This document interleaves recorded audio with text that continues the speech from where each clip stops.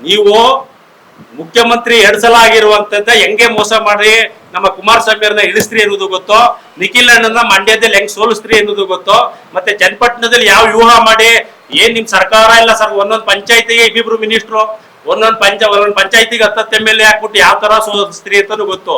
ಸೋತಿರೋದವ್ರು ಎಣಿಕೆ ಮತಗಳಲ್ಲಿ ಸೋತಿದ್ದಾರೆ ಹೊರತು ಜನಾಭಿಪ್ರಾಯದಲ್ಲಿ ಸೋಲಿಲ್ಲ ಅಂತ ಹೇಳ್ತಾ ನೋಡಿ. ಯಾರದೇ ವ್ಯಕ್ತಿಗಳ ಬಗ್ಗೆ ಮಾತಾಡ್ಬೇಕಾದ್ರೆ ಎಚ್ಚರಿಕೆಯಿಂದ ಮಾತಾಡಿ.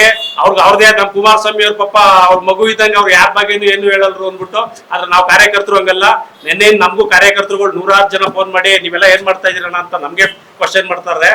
ಇದೆಲ್ಲ ಇದೇ ತರ ಮುಂದುವರೆದ್ರೆ ನಾವು ಬೃಹತ್ ಪ್ರತಿಭಟನೆ ಮಾಡ್ಬೇಕಾಯ್ತದೆ ಅಂತ ಹೇಳ್ತಾ, ಈ ಗಾನಕಲ್ ನಟರಾಜು ಈಗ ನೀವೇನ್ ಕೂತಿದ್ದೀರಿ ಜಾಗ ಅದು ಕುಮಾರಸ್ವಾಮಿ ಅವ್ರು ಮಾಡಿಸಿರೋದೆ. ಅವ್ರು ಮಾಡಿಸ್ಲಿಲ್ಲ ಅಂದ್ರೆ ನೀವೆಲ್ ಕೂತ್ಕೋತೀರಿ ಆಫೀಸ? ಕುಮಾರಸ್ವಾಮಿ ಅವರು ಜಿಲ್ಲೆ ಮಾಡಿ ಮಾಡ್ಲಿಲ್ಲ ಅಂದ್ರೆ ಈಗೆಲ್ ಬೆಲೆ ಬರ್ತಿತ್ತು? ಅವತ್ತು 2,000 ರೂಪಾಯಿ ಇದ್ದು ಇವತ್ತಾಕೆ 8 ಲಕ್ಷ 10 ಲಕ್ಷ ಕುಂಟೆ ಆಯ್ತು?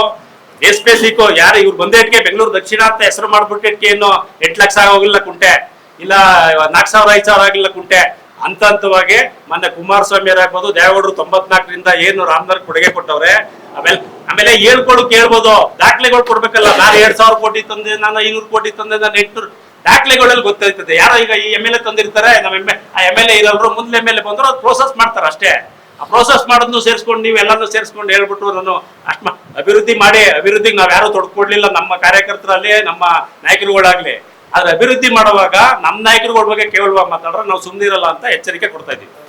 ಕರುನಾಡು ಟೈಮ್ಸ್ ಚಾನೆಲ್ನಲ್ಲಿ ಸುದ್ದಿ ಮತ್ತು ಜಾಹೀರಾತು ನೀಡಲು ಈ ನಂಬರ್ಗೆ ಕರೆ ಮಾಡಿ.